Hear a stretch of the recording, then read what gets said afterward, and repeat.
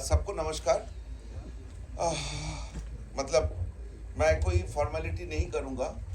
Formality इसलिए नहीं करूँगा because it's an informal film. Informal इसलिए कि लास्ट 2-3 महीने से जो सिचुएशन से मैं गुज़र रहा हूँ, और सिर्फ मैं नहीं, मेरे साथ मेरी पूरे टीम जो गुज़र रहे थे, कुछ हद तक कल वो गुज़रना ख़त्म हुई, क्योंकि सेंसर बोर्ड में फिल्म 2.5-3 महीने से पड़ा हुआ था, और सेंसर बोर्ड की जो नॉर्मल प्रोसीजर है उस प्रोसीजर से फिल्म को सेंसर नहीं मिला। उसको रिव्यू कमेटी के पास गया, रिव्यू कमेटी ने काफ़ी डिफ़िकल्टीज से गुजरने के बाद फाइनली कल हमें सेंसर सर्टिफिकेट मिला फिल्म की।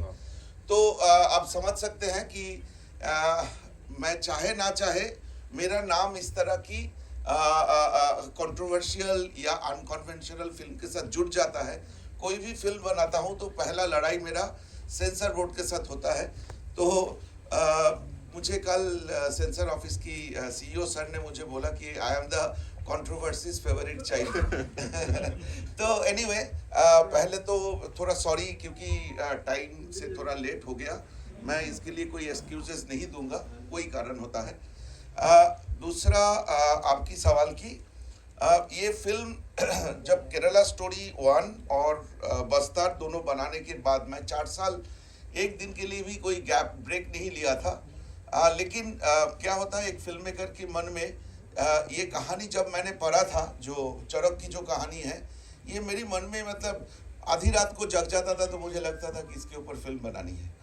तो मेरे साथ जो कहानी हमारी छोटे भाई संजय हलदर ने लिखा था, तो दिन के मतलब एवरी डे ऑलमोस्ट मेरा जो स्क्रिप्ट राइटर है फारूक भाई, फारूक मालिक, ये फिल्म की स्क्रिप्ट राइटर है, हम दोनों मतलब ऑलमोस्ट एवरी डे डिस्कस करते थे।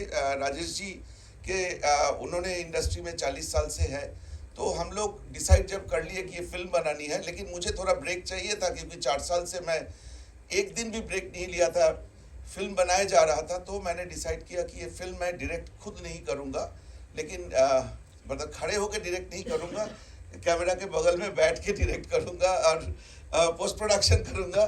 तो शिलादित्य जो फिल्म की डायरेक्टर है, वो मेरे बहुत अच्छे दोस्त है, बहुत पुराने दोस्त है। तो शिलादित्य से डिस्कशन हुई, शिलादित्य राजी हुआ इसको डायरेक्ट करने के लिए। ये कहानी जो है ये बेसिकली ईस्टर्न इंडिया से है, बंगाल, बिहार, असम, उड़ीसा, झारखंड, इस एरिया की कहानी है।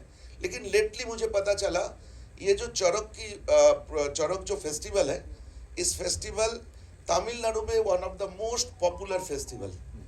तो be it eastern India, be it south, this festival has its own uniqueness. ये यूनिकनेस के कारण दो है। एक तो ये बहुत कलरफुल फेस्टिवल है, और this is the only festival where माँ काली और शिव जी बीन इन्वोक्ड। लोगों को लगता है कि ये चरक के दिन ये लोग जमीन पे आ जाते हैं, अपने भक्तों के साथ टाइम बिताते हैं। तो ये कहा जाता है कि हम जो भी साल भर की मन्नतें मांगते हैं, उस मन्नत पूरी हो जाती है चरक में। तो जब इस तरह की कहावत जुड़ जाता है किसी फेस्टिवल के साथ, और going by the tradition of our country, इसमें विश्वास बहुत ज़्यादा, faith become a predominant aspects of human emotion.